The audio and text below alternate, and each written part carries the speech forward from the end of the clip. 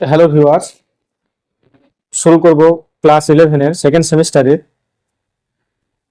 Automobile সাবজেক্টের 5 number unit. আমরা এর আগের ভিডিওগুলোতে আলোচনা করেছি 1 থেকে 4 নাম্বার ইউনিট এবং তার সমস্ত সেশনগুলো আলোচনা করা হয়েছে এবং সেখান থেকে কিভাবে প্রশ্ন আসতে পারে সেগুলো আমরা আলোচনা করেছি। আজকে আমরা শুরু করব 5 নাম্বার ইউনিট। 5 নাম্বার ইউনিটে আছে regular maintenance of tubes and tyre. আমরা আজ দেখব যে এখান থেকে কি ধরনের প্রশ্ন তোমরা সেকেন্ড সেমিস্টারে পেতে পারো। তোমাদের ইউনিট 5-এ অর্থাৎ regular maintenance of the tubes and tyre এখানে দেখো দুটো সেশন আছে। প্রথম সেশনে আছে যে টায়ার্স অ্যান্ড টিউবস মেনটেনেন্স, 2 নম্বরে আছে রিপেয়ার অফ পাংচার টিউব। আমরা দুটো সেশন থেকে দেখব যে কি ধরনের প্রশ্ন আসবে। চলো শুরু করি 5 নাম্বার ইউনিট থেকে।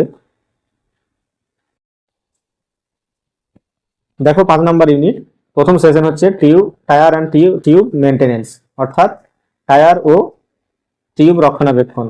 আর ইউনিটটার নাম হচ্ছে টিউব ও টায়ারের নিয়মিত রক্ষণাবেক্ষণ। তার আন্ডারে প্রথম সেশনে আমরা প্রথমে দেখে নেব এমসিকিউ, বহু নির্বাচনী প্রশ্ন। প্রথম প্রশ্ন আছে দেখো যে টায়ারের সমান ক্ষয়ের জন্য প্রতি কত কিলোমিটার পর পর সব চাকা স্থান পরিবর্তন করা উচিত, বা স্থান পরিবর্তন বলতে রোটেশন করা উচিত।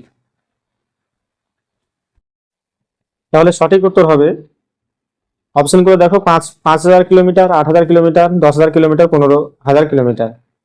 তাহলে সঠিক উত্তর হবে অপশন সি, 10,000 কিলোমিটার পর পর সব জায়গায় স্থান পরিবর্তন করা উচিত। আমরা হয়তো দেখি 4 চাকাতে যে 4টি টায়ার থাকে, হয়তো কোথাও না কোথাও বেশি প্রেসারের জন্য হয়তো সামনের চাকা বা পেছনের চাকা বা ডান দিকের চাকা বা বাঁ দিকের চাকা কোথাও না কোথাও ক্ষয় কম হচ্ছে। তাহলে আমাদের 10,000 কিলোমিটার যখন একটা গাড়ি যখন চলবে, তারপরে আমরা ওই চাকাগুলো কি করব, স্থান পরিবর্তন করব। মানে বাঁ দিকের চাকা ডান দিকে, ডান দিকের চাকা বাঁ দিকে, বা পেছনের চাকা সামনে, এভাবে স্থান পরিবর্তন করব। না হলে যে চাকা ক্ষয় হয়ে যাচ্ছে সেই চাকা কিন্তু বেশি ক্ষয় হয়ে যাবে এবং পরবর্তীকালে তোমাদের গাড়িতে ব্যালেন্সের সমস্যা হতে পারে। 2 নম্বরের প্রশ্ন, টায়ার চাকার রিমে কিভাবে বসানো হয়? টায়ার চাকার রিমে কিভাবে বসানো হয়? আমাদের যে রিম থাকে সেই রিমে কিভাবে টায়ার বসানো থাকে দেখো, ওয়েল্ড করে, বোল্ট দিয়ে, মাউন্ট করে, আর আঠা দিয়ে। তাহলে 2 এর সঠিক উত্তর হবে মাউন্ট করে। তাহলে রিমে আমরা চাকা যেভাবে বসাবো সেটা হচ্ছে মাউন্ট করে। 3 নম্বরের প্রশ্ন, নোজ প্লায়ার্স কোন কাজে ব্যবহৃত হয়? অপশনগুলো দেখো, বড় নাট খোলার জন্য, ছোট বস্তু ধরার জন্য, চাকা খোলার জন্য, আর বিয়ারিং খুলতে। তাহলে সঠিক উত্তর হবে অপশন বি, ছোট বস্তু ধরার জন্য নোজ প্লায়ার ব্যবহৃত হয়। এরপরে আমরা দেখব 4 নম্বরের প্রশ্ন। 4 নম্বরের প্রশ্ন আছে যে নিচের কোন টুলটি পার্টস ঢিলা করার জন্য ব্যবহৃত হয়? নিচের কোন টুলটি পার্টস ঢিলা করার জন্য ব্যবহৃত হয়? হাতুড়ি, স্ক্রুড্রাইভার, স্প্যানার, ফাইল। তাহলে 4 এর সঠিক উত্তর হবে অপশন সি, স্প্যানার। 5 নম্বরের প্রশ্ন, টায়ার রোটেশন করার প্রধান কারণ কি? গতি বাড়ানো, টায়ারের আয়ু বাড়ানো, রং সুন্দর করা, শব্দ বাড়ানো। তাহলে 5 এর সঠিক উত্তর হবে অপশন বি, টায়ারের আয়ু বাড়ানোর জন্য টায়ার রোটেশন করা আমাদের দরকার। টায়ার রোটেশন একটু আগে দেখলাম, টায়ার রোটেশন মানে স্থান পরিবর্তন করা। 1 নম্বরের প্রশ্নে আলোচনা করলাম। এরপরে 6 নম্বরের প্রশ্ন, যে টায়ার সঠিকভাবে মাউন্ট না হলে কি সমস্যা হয়? মাউন্ট কখন করি? যখন একটা রিমের মধ্যে টায়ার যখন আমাদের বসানো হয় সেটাকে বলা হয় মাউন্ট করা। তাহলে সঠিক মাউন্ট না হলে কি সমস্যা হয়? এই মাউন্টটা যদি না হয় সঠিকভাবে তাহলে কি সমস্যা হয়? জ্বালানি সাশ্রয় হয়, না অসমক্ষয় হয়, না ক্ষতি বাড়ে, না ওজন কমে? তাহলে 6 এর সঠিক উত্তর হবে অপশন বি, অসমক্ষয় হয়। অর্থাৎ কোনো চাকা অসমক্ষয় কোনো চাকা না, মানে চাকার মধ্যে কোথাও হয়তো দেখা যাবে বেশি ক্ষয় হচ্ছে, কোথাও হয়তো কম ক্ষয় হচ্ছে, এগুলো হতে পারে। এরপরে দেখব 7 নম্বরের প্রশ্ন, নিচের কোনটি টুলসের সঠিক ব্যবহার? অপশনগুলো দেখো, নোজ প্লায়ার দিয়ে নাট খোলা, স্প্যানার দিয়ে নাট ঢিলা করা, হাতুড়ি দিয়ে স্ক্রু খোলা, ফাইল দিয়ে বোল্ট খোলা। তাহলে সাথে সঠিক উত্তর হবে অপশন বি, অর্থাৎ স্প্যানার দিয়ে নাট ঢিলা করা। এরপরে দেখবো 8 নম্বরের প্রশ্ন, যে টায়ার রোটেশন না করলে কি ক্ষতি হতে পারে। টায়ার রোটেশন না হলে টায়ার সমান ক্ষয় হবে, টায়ারের আয়ু কমে যাবে, গাড়ি হালকা হবে, শব্দ কম হবে। তাহলে 8 এর সঠিক উত্তর হচ্ছে অপশন বি, টায়ারের আয়ু কমে যাবে। 9 নম্বরের প্রশ্ন, টায়ার রিমে টায়ার বসানোর কাজকে কি বলা হয়। ব্যালেন্সিং, অ্যালাইনমেন্ট, মাউন্টিং আর গ্রিজিং। তাহলে চাকা রিমে টায়ার বসানোর কাজকে বলা হয় মাউন্টিং, একটু আগে আমরা পড়লাম। 10 নম্বরের প্রশ্ন, স্প্যানার ব্যবহারের মূল উদ্দেশ্য কি। পার্টস কাটা, পার্টস ধরা, পার্টস ঢিলা বা শক্ত করা, পার্টস মাপা। তাহলে 10 এর সঠিক উত্তর হবে অপশন সি, পার্টস ঢিলা বা শক্ত করা হচ্ছে স্প্যানারের মূল উদ্দেশ্য স্প্যানার ব্যবহারের। এরপরে দেখবো একটি বাক্যের উত্তর, অর্থাৎ এক কথায় উত্তর। প্রথম প্রশ্ন আছে দেখো, টায়ারের বায়ুচাপ কেন নিয়মিত পরীক্ষা করা উচিত। টায়ারের বায়ুচাপ মানে টায়ারে যে আমরা হাওয়া দিচ্ছি সেই হাওয়াটা নিয়মিত পরীক্ষা করা উচিত কেন। কারণ হচ্ছে, উত্তর হবে সঠিক গ্রিপ, নিরাপত্তা ও টায়ারের আয়ু বাড়ানোর জন্য আমাদের টায়ারের বায়ুচাপ নিয়মিত পরীক্ষা করা উচিত। 2 নম্বরের প্রশ্ন, যে কম বায়ুচাপ থাকলে টায়ারের কি ক্ষতি হয়। টায়ার বেশি গরম হয় ও দ্রুত ক্ষয়প্রাপ্ত হয়। 3 নম্বরে, বেশি বায়ুচাপ থাকলে কি সমস্যা হয়। গ্রিপ কমে ও অসম ক্ষয় হয়। তাহলে আমাদেরকে বায়ুচাপটা, টায়ারে যে বায়ুচাপ থাকে সে বায়ুচাপটা আমাদের কি করতে হবে, সমান একটা নির্দিষ্ট মানের রাখতে হবে। বেশি হলেও ক্ষতি, কম হলেও ক্ষতি। কম হলে এটা ক্ষতি, বেশি হলে এই কি হয়, অসম ক্ষয় হয় বা গ্রিপ কমে। এরপরে 4 নম্বরের প্রশ্ন, টায়ার রোটেশন কেন করা দরকার, অর্থাৎ স্থান পরিবর্তন করা কেন দরকার। তার কারণ হচ্ছে টায়ারের সমান ক্ষয় ও আয়ু বাড়ানোর জন্য। 5 নম্বরের প্রশ্ন, টায়ারের কাটা বা ফাটল থাকলে কি হয়, কি করা উচিত। দ্রুত মেরামত বা পরিবর্তন করা উচিত। টিউবের ভেতরে কি রাখা হয়, বায়ু বা হাওয়া রাখা হয়। এগুলো নর্মাল কোশ্চেন, এগুলো সচরাচর তোমরা সাইকেল বা মোটরসাইকেল এগুলোতে দেখেছো। এরপরে, টিউবে পাংচার হলে কি করা উচিত। পাংচার রিপেয়ার বা টিউব পরিবর্তন করা উচিত। আমাদের পাংচার হলে কি হয়, যে হয়তো একটা দুটো কোনো লিক হলে আমরা সারি, কিন্তু বেশি হয়ে গেলে সেটা আমাদের টিউবটা পরিবর্তন করে নেওয়াই ভালো। তার কারণ দুটো হতে পারে, যে 1 নাম্বার হচ্ছে যে বেশি লিক যদি হয় তাহলে টিউবটা আয়ু কিন্তু কমে যায় এবং একদিকে খরচটাও বেড়ে যায়। সেই জন্য আমাদের একটা নির্দিষ্ট মানে লিক হওয়ার পর আমাদের টিউবটা পরিবর্তন করা উচিত। এরপরে 8 নম্বরের প্রশ্ন, টায়ার টায়ার ও টিউব পরিষ্কার রাখা কেন জরুরি। ক্ষয় কমাতে ও ত্রুটি সহজে ধরতে আমাদের টায়ার বা টিউব পরিষ্কার রাখা জরুরি। 9 নম্বর প্রশ্ন, টায়ার ব্যালেন্সিং ও অ্যালাইনমেন্ট কেন দরকার। টায়ার ব্যালেন্সিং বা অ্যালাইনমেন্ট দরকার কারণ হচ্ছে মসৃণ চালনা ও অসম ক্ষয় রোধের জন্য। এরপর 10 নম্বর, নিয়মিত টায়ার টিউব রক্ষণাবেক্ষণের উপকারিতা কি। নিরাপদ চালনা, কম দুর্ঘটনা ও কম রক্ষণাবেক্ষণ খরচ। এরপরে হচ্ছে নিম্নলিখিত প্রশ্নের উত্তর দাও। যে প্রথম প্রশ্ন আছে দেখো, যে টায়ারের বায়ুচাপের গুরুত্ব ব্যাখ্যা করো। এরকম ধরনের যদি প্রশ্ন আসে পরীক্ষায়, বড় প্রশ্ন, তাহলে তার উত্তরটা কিভাবে দেবে। দেখো, যে টায়ারের বায়ুচাপ আমাদের কেন গুরুত্ব মানে কি, তার যে বায়ুচাপ আমরা কেন ব্যবহার করছি সেটাই। টায়ারের সঠিক বায়ুচাপ বজায় থাকলে গাড়ির ভারসাম্য ঠিক থাকে, রাস্তার সাথে ভালো গ্রিপ পাওয়া যায়, টায়ারের আয়ু বাড়ে, জ্বালানি খরচ কমে এবং দুর্ঘটনার ঝুঁকি হ্রাস পায়। এরপরে দেখবো 2 নম্বরের প্রশ্ন, যে চাকা ঘোরানোর অর্থাৎ হুইল রোটেশনের সুবিধাগুলো লেখো। অর্থাৎ চাকা ঘোরানো বলতে চাকা পরিবর্তন যে করছি আমরা, সে চাকা পরিবর্তন। চাকা রোটেশন করলে টায়ারের অসম ক্ষয় কমে, টায়ারের আয়ু বৃদ্ধি পায়, গাড়ির স্থিতিশীলতা ভালো থাকে এবং চালনা আরো মসৃণ হয়।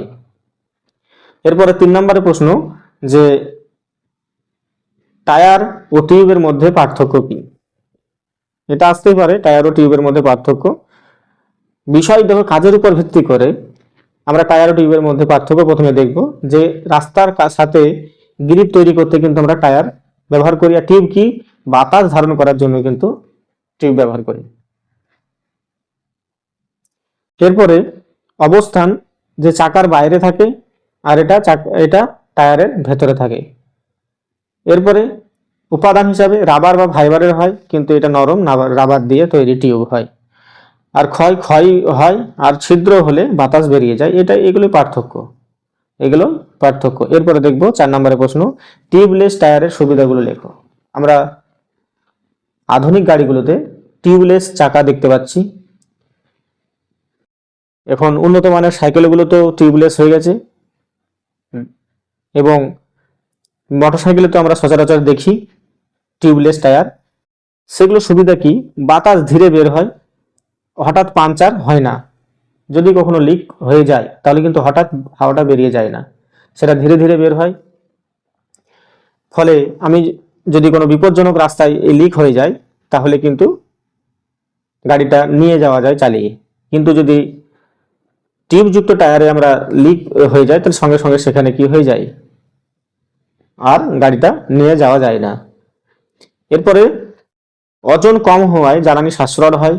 টিউবলেস টায়ারের ওজনটা কম হয়, ফলে জ্বালানি সাশ্রয় হয়। জ্বালানি কখন বেশি খরচ? যখন গাড়ির ওজন লোড যখন বেশি পড়বে তখন কিন্তু জ্বালানি বেশি খরচ হয়। এরপরে তাপ কম উৎপন্ন হয়, আর রক্ষণাবেক্ষণ সহজ ও নিরাপদ, সহজে লিক সারা হয় দেখবে, এবং এটা নিরাপদ বলে মনে করা হয়, নিরাপদ এটা মনে হয়।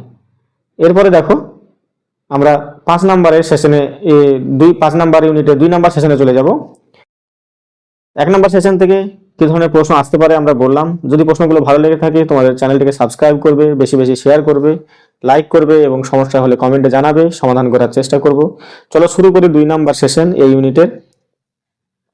2 নম্বর ইউনিটের 5 নম্বর ইউনিটে 2 নম্বর সেশন হচ্ছে রিপেয়ার অফ পাংচার টিউব, অর্থাৎ পাংচার টিউব মেরামত। কিভাবে যে পাংচার হয়ে যাওয়ার পর কিভাবে মেরামত করা হয়, এই সব বিষয়ে প্রশ্ন থাকবে। প্রথম প্রশ্ন দেখো, টায়ার পরিষ্কারের জন্য কোনটি ব্যবহার করা হয়?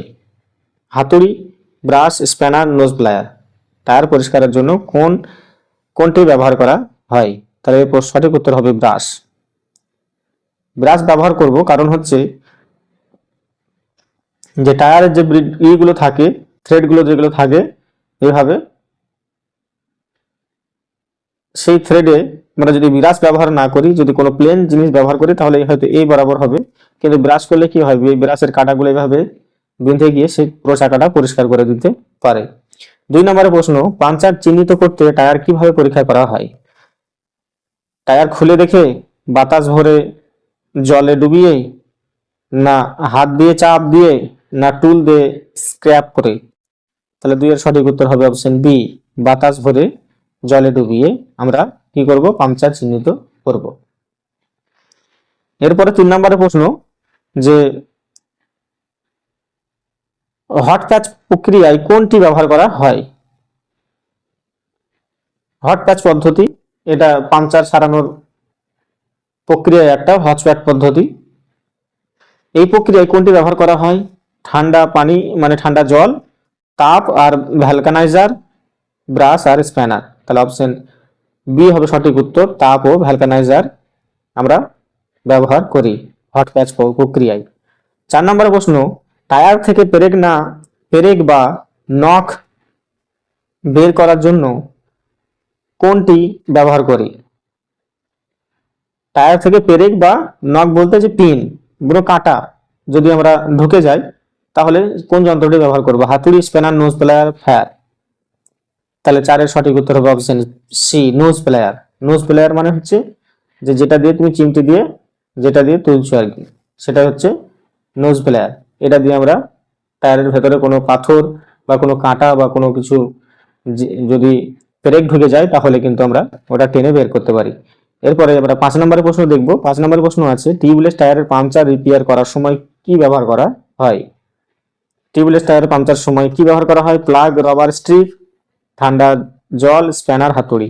তাহলে 5 এর সঠিক উত্তর হবে অপশন এ, রাবার স্ট্রিপ। দেখবে যে এরকম ভাবে চারকোনা করে বা গোল করে মেকানিক পাংচারের টিউবে এভাবে বসিয়ে দেয়। টিউবলেস টায়ারে পাংচার রিপেয়ার করার সময় কি ব্যবহার করা হয়? Rubber strip. আচ্ছা, এই রাবার স্ট্রিপ গুলো হয় এরকম ধরনের, এগুলো দেখবে যখন করে তখন এইভাবে এটাতে খাঁজি করে এটা ঢুকিয়ে দেয় টায়ারের মধ্যে। আর এগুলো যখন টিউব যুক্ত টায়ারে এগুলো এগুলো ব্যবহার করা হয়। আর এগুলো টিউবলেস টায়ারে পাংচার করার জন্য রাবার স্ট্রিপ বলা হয় এগুলোকে। এরপরে 6 নম্বরের প্রশ্ন, পাংচার অবস্থান নিশ্চিত করার জন্য টায়ার কোন মাধ্যমে ভর্তি করা হয়? পাংচার অবস্থান চিহ্নিত করার জন্য টায়ার কোন মাধ্যমে ভর্তি করা হয়? প্রথমে অপশন আছে জল, তেল, বাতাস, রাবার। তাহলে 6 এর সঠিক উত্তর হবে অপশন সি, বাতাস। 7 নম্বরের প্রশ্ন, টিউব পাংচার হলে প্রথম ধাপ কি? টিউব পরিবর্তন, ফুটো চিহ্নিত করা, চাকা রিমে বসানো, টায়ার ধোয়া। তাহলে প্রথম কাজ হলো 7 হবে সঠিক অপশন হবে বি, যে ফুটোটাকে চিহ্নিত করতে হবে পাংচার হলে। যে প্রথমে হাওয়া দিয়ে আমরা দেখবো যে কোথায় হাওয়া বেরোচ্ছে, তাহলে ফুটো চিহ্নিত করা। এরপরে 8 নম্বরের প্রশ্ন, হটপাচ প্রক্রিয়ার সুবিধা কি?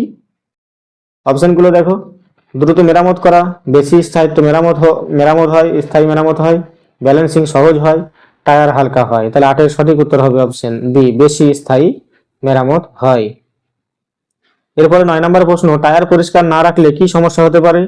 পাংচার সহজে ধরা যায় না, গাড়ি দ্রুত চলে, বাতাস বেশি হয়, জ্বালানি কম খরচ হয়। তাহলে 9 এর সঠিক উত্তর হবে অপশন এ, পাংচার সহজে ধরা যায় না টায়ার পরিষ্কার না থাকলে। এরপর 10 নম্বরের প্রশ্ন, যে টায়ার মেরামতের জন্য কোন টুলসটি অপরিহার্য? তাহলে দেখো, নোজ প্লায়ার, না হাতুড়ি, না স্ক্রুড্রাইভার, না ফাইল। তাহলে সঠিক উত্তর হবে 10 এর এ, নোজ প্লায়ার। নোজ প্লায়ার হচ্ছে কিন্তু অপরিহার্য টুল, যেটা আমরা মেরামতের কাজে ব্যবহার করি। এরপরে দেখবে একটি বাক্যে উত্তর, পাংচার টিউব কি? তাহলে এর উত্তর হবে, পাংচার টিউব হচ্ছে টিউব যা ব্রেক বা পিনের কারণে ফুটো হয়ে গেছে, সে জায়গাটা হচ্ছে পাংচার টিউব, সেটা হচ্ছে পাংচার টিউব। 2 নম্বর হচ্ছে, টিউব মেরামতের প্রথম ধাপ কি? টিউব চাকা থেকে বের করা। ফুটো চিহ্নিত করার জন্য কি করা হয়? টিউব ফুলিয়ে জলে ডুবিয়ে বুদবুদ দেখা যায়। 4 নম্বরের প্রশ্ন, ফুটো অংশে কোন টুল ব্যবহার করা হয়? রাবার বা স্ক্র্যাপার দিয়ে ঘষা। ফুটো অংশে কোন টুল ব্যবহার করা হয়? কারণ ফুটো যদি টায়ারের মধ্যে যদি ফুটো থাকে, যদি এভাবে ফুটো থাকে যে হাওয়া বেরোয়, তাহলে এই জায়গাটাতে কি করা হয়? এই টিউবের মধ্যে যদি তোমার ফুটো থাকে এখানে, তাহলে এখানে দেখবে যে রাবার স্ট্রিপ বা স্ক্র্যাপার দিয়ে রাফার মানে যে ঘষার যে যন্ত্রটা, সেটা হচ্ছে রাফার বা স্ক্র্যাপার বা ঘষা কোনো দেখবে ইট দিয়ে ঘষে, তাহলে সেটাই দিয়ে হচ্ছে রাবার স্ট্রিপ, রাফার বা স্ক্র্যাপার, যেটা ঘষা হয়। তার ঘষার কারণ হচ্ছে, আমরা যে এইটা দেব, রাবার স্ট্রিপটা দেব, সে জায়গায় যাতে আঠা দিয়ে ভালোভাবে ধরে, সেজন্য ঘষা হয়। এরপরে 5 নম্বরের প্রশ্ন, ফুটো মেরামতের জন্য কি ব্যবহার করা হয়? রাবার প্যাচ বা সলিউশন। এই যে রাবার প্যাচ এখানটাতে বসাবো বা সলিউশন। 6 নম্বর প্রশ্ন, রাবার প্যাচ বসানোর পর কি করা হয়? কিছু সময় চেপে ধরে রেখে শুকানো হয়। এবার এখানে যে বসানো এই ফুটোটাতে রাবার প্যাচ বসানোর পরে সঙ্গে সঙ্গে কিন্তু আমরা গাড়িতে চাকার মধ্যে টিউবটা ভরে দেব না। কি করব? যে টিউবটা বা টিউবলেসের ক্ষেত্রে যদি ওপরে আমরা কিন্তু এটা ভরে দেবো না, কিছুক্ষণ সময় আমরা কি করব? রেখে দেব চাপ দিয়ে, যাতে শুকিয়ে যায় বা বাইরের হাওয়াতে শুকিয়ে যায়। তাহলে কি হয়? ওই জয়েন্টে ওই ফুটো দেওয়ার কোনো হাওয়া বের হবে না। এরপর 7 নম্বরের প্রশ্ন, মেরামতের পরে কি পরীক্ষা করা হয়? বাতাস ভরে লিকেজ আছে কিনা তা দেখা হয়। মেরামতের পরেও একবার রিচেক আপ করা হয়, যাতে ওই কোনো জায়গা থেকে আরো হাওয়া বেরোচ্ছে কিনা। এরপর 8 নম্বরের প্রশ্ন, টিউব ঠিকমতো বসানোর পরে কি করা হয়? টিউব ঠিকমতো বসানোর পরে চাকা রিমে ঢোকানো এবং টায়ার মাউন্ট করা হয়। এরপরে 9 নম্বর প্রশ্ন, মেরামত না হলে কি সমস্যা হতে পারে? টিউব আবারও ফুটে যেতে পারে। 10 নম্বরের প্রশ্ন, নিয়মিত টিউব পরীক্ষা করার উপকারিতা কি? নিরাপদ চালনা, দীর্ঘস্থায়ী টিউব ও কম দুর্ঘটনার ঝুঁকি। এরপরে আমরা নিম্নলিখিত প্রশ্নের উত্তরগুলো দেখব। বড় প্রশ্ন, প্রথম প্রশ্ন আছে যে পাংচার রিপেয়ারিং প্রক্রিয়ার ব্যাখ্যা করো। তাহলে পাংচার রিপেয়ারিং হলো টায়ার বা টিউবের ফুটো অংশ মেরামতের প্রক্রিয়া। এর ধাপগুলো হলো: 1, প্রথমে চাকা খুলে টায়ার ও টিউব আলাদা করা হয়। 2 হচ্ছে টিউব ফুলিয়ে জলে ডুবিয়ে ফুটো স্থান নির্ণয় করা হয়। তারপরের ধাপ ফুটো স্থানে খসখসে করার জন্য রাফার ব্যবহার করা হয়। তারপরে রাবার সলিউশন লাগিয়ে কিছুক্ষণ শুকাতে দেওয়া হয়। প্যাচ লাগিয়ে চাপ দিয়ে বসানো হয়। তারপরে টিউব আবার টায়ারের ভেতরে ঢুকিয়ে চাকা লাগানো হয়। এতগুলো পদ্ধতি আমরা ধাপ অবলম্বন করব, তবে আমরা পাঞ্চার রিপেয়ারিং করতে পারবো। এরপর 2 নম্বর পদ্ধতি, 2 নম্বর প্রশ্ন, হট প্যাচ ও কোল্ড পদ্ধতির হট পদ্ধতি ও কোল্ড পদ্ধতির পাঞ্চার রিপেয়ারিং এর পার্থক্য কি? তাহলে এই দুটো, এটা গুরুত্বপূর্ণ প্রশ্ন। হট প্যাচ এবং কোল্ড প্যাচ পদ্ধতির পাংচার রিপেয়ারিং এর পার্থক্য দেখো। এখানে প্রথম পার্থক্য হচ্ছে তাপের ব্যবহারের তারতম্যের উপরে, যে তাপ ব্যবহার করা হয়, কিন্তু কোল্ড প্যাচ পদ্ধতিতে তাপ ব্যবহার করা হয় না। প্যাচ বসানো, গরম করে প্যাচ বসানো হয়, আর এখানে রাবার সলিউশন দিয়ে প্যাচ বসানো হয়। এরপরে সময় হচ্ছে বেশি সময় লাগে, এটা কম সময় লাগে। স্থায়িত্ব বেশি মজবুত, আর এটা তুলনামূলকভাবে কম কোল্ড প্যাচ পদ্ধতি। এরপরে যানবাহন ব্যবহার, ভারী যানবাহনে এটা ব্যবহার করা হয় হট প্যাচ পদ্ধতি, কোল্ড প্যাচ পদ্ধতি ব্যবহার করা হয় হালকা যানবাহনে। এটা গুরুত্বপূর্ণ, তোমরা ভালোভাবে দেখে নেবে। এরপরে পরের প্রশ্ন হচ্ছে যে টিউবলেস টায়ারের পাঞ্চার রিপেয়ারিং কিভাবে করা হয়? টিউবলেস টায়ারের পাঞ্চার রিপেয়ারিং কিভাবে করা হয় দেখো। টিউবলেস টায়ারে পাঞ্চার রিপেয়ারিং সাধারণত বাইরে থেকে করা হয়। প্রথমে পাঞ্চার বস্তু বের করা হয়, এরপরে রিমার দিয়ে ক্ষুদ্র এই ছিদ্র পরিষ্কার করা হয়। তারপরে রাবার স্ট্রিপ বা প্লাগ ঢুকিয়ে অতিরিক্ত অংশ কেটে দেওয়া হয়। শেষে বাতাস ভরে লিকেজ পরীক্ষা করা হয়। তাহলে আমরা এই সেশন থেকে আমরা কি ধরনের প্রশ্ন আসতে পারে সেগুলো আমরা দেখলাম।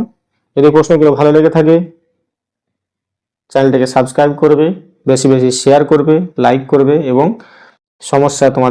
সমস্যাগুলো কমেন্টে জানাবে। আজকে আমরা ইউনিট 5 এই যে দুটো সেশন আমরা আলোচনা করলাম, regular maintenance of the tubes and tyre, repairing of puncture tubes, আর সেশন 1 আছে যে টায়ার অ্যান্ড টিউব মেনটেনেন্স। এই দুটো সেশন থেকে আমরা যে প্রশ্নগুলো আলোচনা করলাম সেই প্রশ্নগুলোই তোমাদের পরীক্ষায় আসার মতো, এর বাইরে আশা করি প্রশ্ন আসবে না। আজকে এখানেই, দেখা হচ্ছে পরবর্তী ইউনিটে। ধন্যবাদ।